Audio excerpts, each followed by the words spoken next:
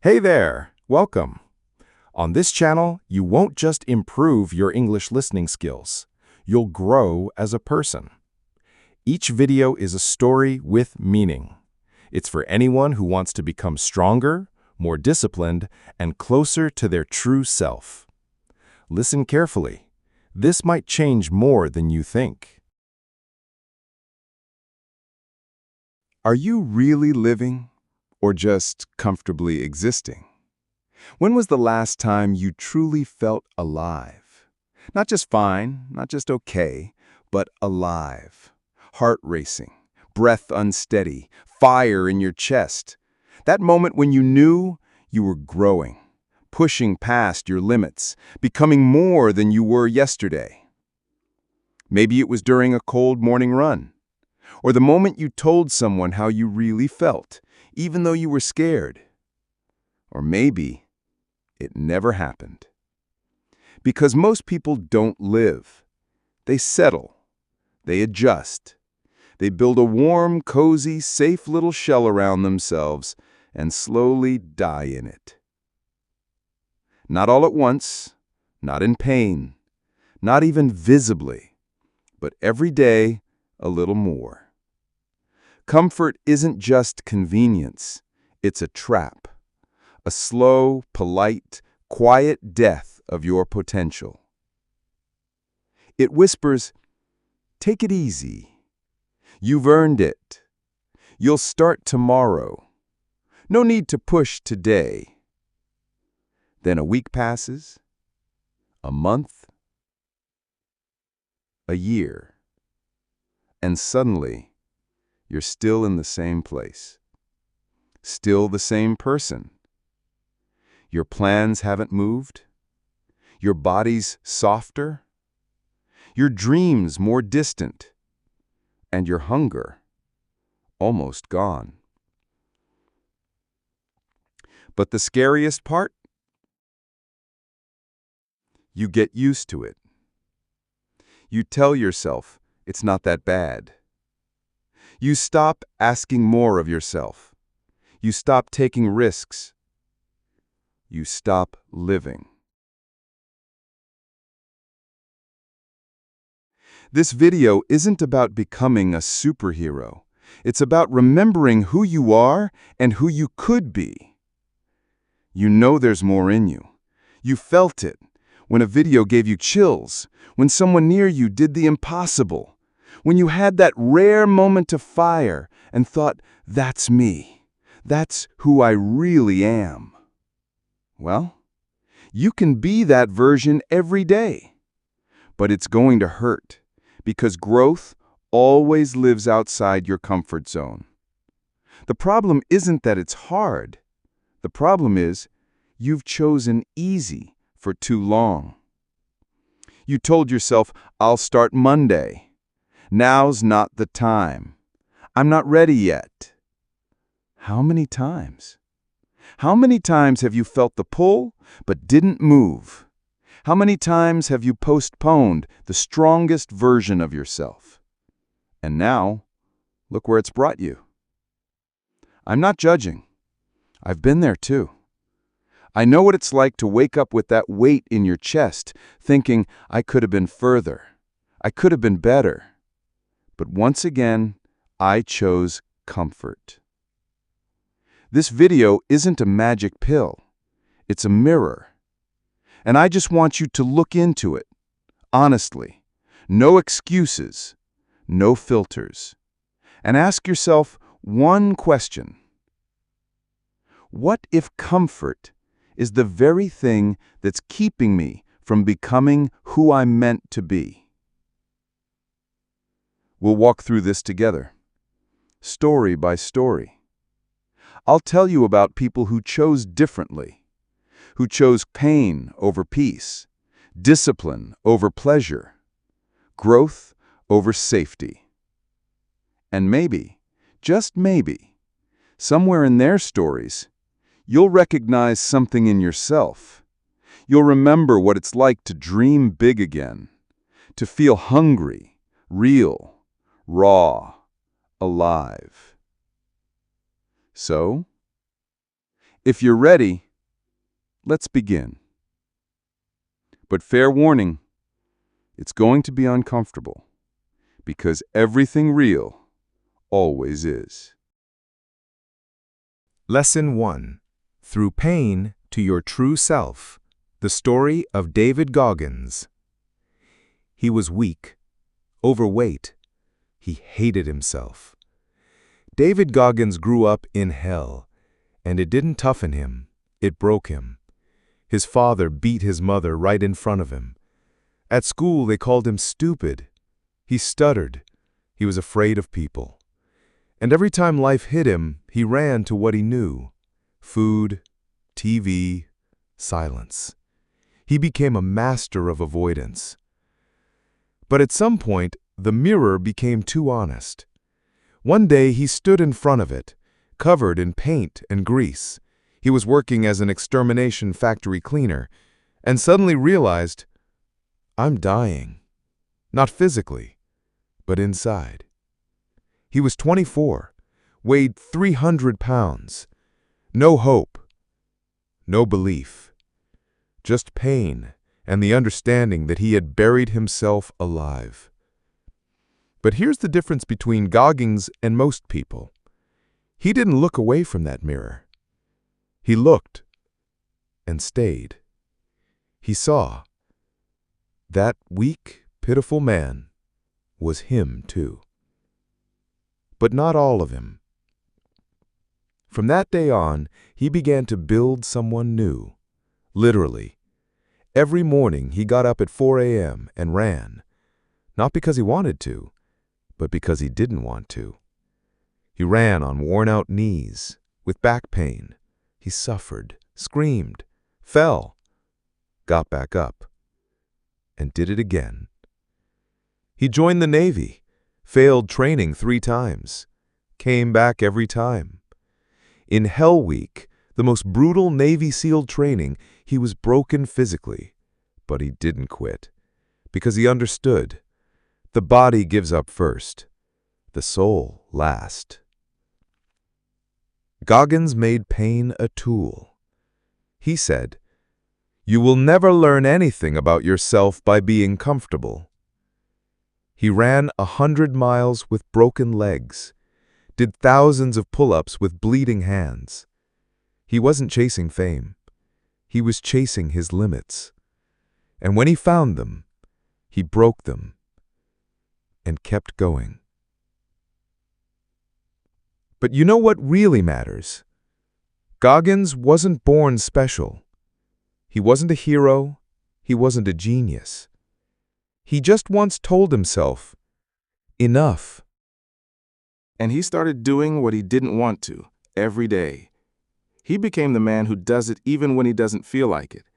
The man who chooses pain, because in pain there is truth. In it, there is growth. In it, there is freedom. You can be that person. Maybe not exactly like him, but someone who also said, enough. Ask yourself, when was the last time you did something that truly scared you?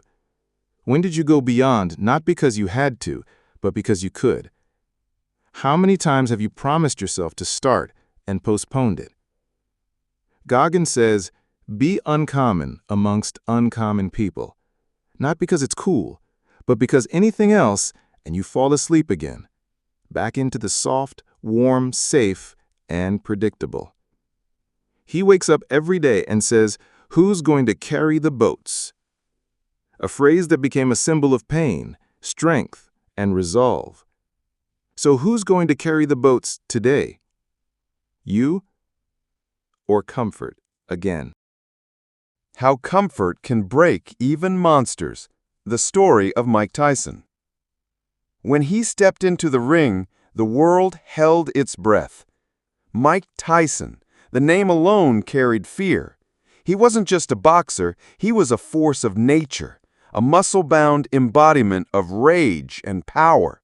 He didn't fight, he destroyed. Opponents dropped in the first round, sometimes from the very first punch. He didn't have to speak, his presence spoke for him. His body was a weapon of war. But do you know how it all started? With pain. Little Mike grew up in poverty. He was beaten, bullied, surrounded by gangs. By age 9, he was already stealing. His childhood was a cocktail of fear, violence, and loneliness. And that pain made him hungry. Hungry for strength, for respect, for control. When trainer Cus D'Amato took him in, he didn't just see potential. He saw raw fury, a volcano of rage and hurt that could be shaped. And he shaped it. He turned Mike into a fighter who woke up at 4 a.m., who didn't know the word enough, who trained when others slept. He became a beast, but a disciplined beast. Discipline made Tyson a legend. Not talent, not genetics, not his fists. But here's the dangerous part. Discipline dies quietly when comfort walks in. When Mike became a champion, everything changed. Early runs were replaced with late-night parties. Strict routines gave way to girls, money, and drugs. Silence and inner fire faded, drowned out by fame, interviews, applause. He didn't just lose his shape. He lost his hunger. Comfort doesn't crash in. It arrives like a soft blanket. It whispers, "You've already proven yourself. Relax." It dulls your edge, softens your focus. It kills the fire. And there he was, Mike Tyson, champion, god of the ring, losing fights, then ending up in prison. He didn't vanish. He just got comfortable. Here's the lesson. You can be the best. You can be dangerous. But the moment you let comfort become your standard, you start to fall. Slowly, silently, but inevitably. Mike spoke about it later, with pain, with honesty. He said, "My biggest mistake was thinking I was special." And he could have been the greatest of all time. But even monsters go soft if you keep petting them long enough. You can stay in shape while you're fighting, but when you have it all, you need more than motivation. You need discipline, a system, a routine, a memory of who you were and who you can still be. Mike isn't a tragedy, he's a warning. You can be on top and lose everything if you forget why you started. Do you recognize yourself in this? How many times have you let yourself slide after reaching a goal? How many times did you stop trying once things started working? Comfort isn't a gift, it's a test. Can you keep the fire burning even when no one's throwing logs in? Can you keep pushing when everything's fine? Because that's when the truth comes out about who you really are. Lesson 3. Build yourself. No one else will. The Will Smith story. You probably know Will Smith as the actor, the funny guy from The Fresh Prince of Bel-Air, the star of blockbuster hits like I, Robot, Men in Black, and The Pursuit of Happiness. But do you know who he was before the fame?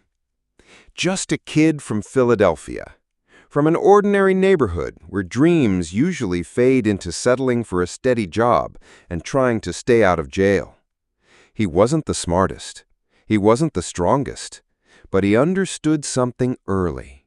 If you don't take responsibility for your life, no one will.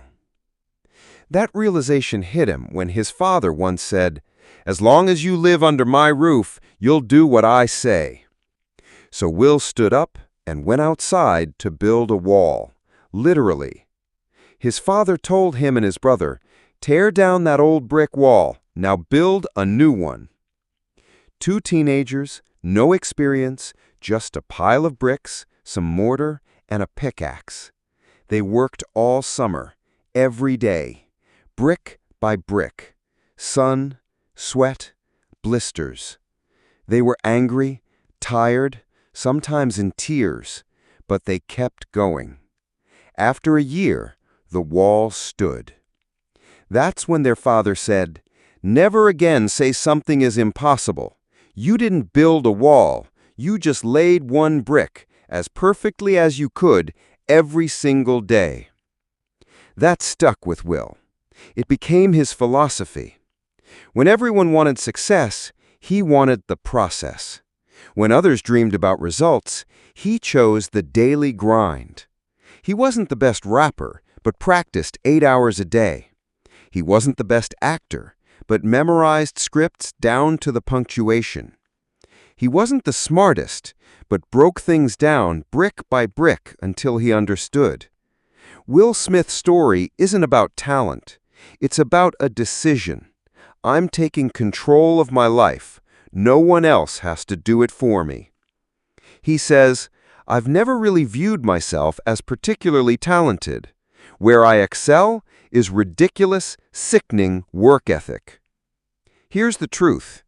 Comfort says, you'll be fine. Just rest. Pick it up tomorrow. But Will learn to say, no. Today I'm laying my brick as well as I can. And now, it's your turn. You've delayed things too, haven't you? You've said, later, when I have time, when I have energy. You waited for inspiration, motivation, perfect conditions, but they never came. Because they never do. Want to change your body? Lay a brick. Want to learn a language? Lay a brick. Want a different life? Lay a brick every single day. No complaints, no excuses. Because no one is going to hand you a finished wall. No one is going to build your life for you. It's your construction site. The only question is, will you lay your brick today? Lesson 4. You are what you do when no one is watching. Kobe Bryant. He wasn't just a player. He was a cult. Kobe Bryant became a symbol, a legend, not because of how many points he scored, not even because of his titles, but because of who he became when no one was watching. They called him the Black Mamba, a snake, a predator, a machine. But he was born just a regular guy. Yes, with good genetics. Yes, with the support of a father who had played professional basketball. But there are thousands like that. Only one became Kobe. Why? Because he repeated obsessively. Obsessively. To the point of madness. He'd wake up at 4 a.m., train 3 times a day, practice one shot hundreds of times. He said, I want to be the best. I will outwork you. He didn't wait for the games to become a champion. He became one in training, in the gym, in silence, in sweat. Once during the off-season, one of his rivals came to the gym early, thought he'd surprise everyone, be the first to show up. But when he arrived, Kobe was already there, already sweating, already deep into his workout. That player trained, finished, and left. Kobe kept going. Later he asked him, why did you come so early? Kobe answered, because I knew you were coming, and I didn't want you to think you worked harder than me. That's what makes a legend. Not the cameras, not the arena, but the moments when no one is watching. Moments when you could hit snooze, when you could say, it's okay to skip today, but you go anyway. To the gym, to your books, into the pain, into the growth. Comfort says, you're good enough, relax. Kobe whispered, one more shot, until I become who I'm supposed to be. He didn't count the workouts, he counted the repetitions. He said, greatness is not for everybody. Because to him, greatness wasn't about big words. It was about being alone in the gym, about the pain in his muscles, about you repeating again and again, long after everyone else has gone. He said, rest at the end, not in the middle. Kobe's lesson is simple. You become what you do every day. Not what you think, not what you dream. what you actually do when no one is watching. You want to jump higher? Repeat. You want to write better? Repeat. You want to live differently? Repeat. Not once, not for a few weeks, every day until it becomes a part of you. Because that is who you really are. Ask yourself, what do you do when no one is watching? How honest are you with yourself when there are no spectators? Would you be proud if someone recorded your real life? Kobe became who he was not because of a gift, but because he treated every day like it was his last chance. You want to change your life? Start acting like you already are the person you dream of becoming. And just repeat. Until the world notices. Lesson 5. Discipline is Freedom by Jocko Willink. Imagine this. It's 4:30 in the morning. It's dark. It's cold. Your alarm is screaming like a siren. Would you hit snooze? He doesn't. He gets up every single day, no exceptions. Jocko Willink, a former Navy SEAL, commander, legend. Not a celebrity in the traditional sense. He's not in movies. He doesn't sell catchphrases. But when he says discipline equals freedom, millions listen. Because there's steel in his voice, resolve in his eyes, and complete consistency in his actions. His philosophy is simple. You want freedom?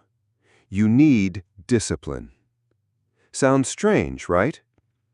We usually think of discipline as a prison, restrictions, rules, lack of joy.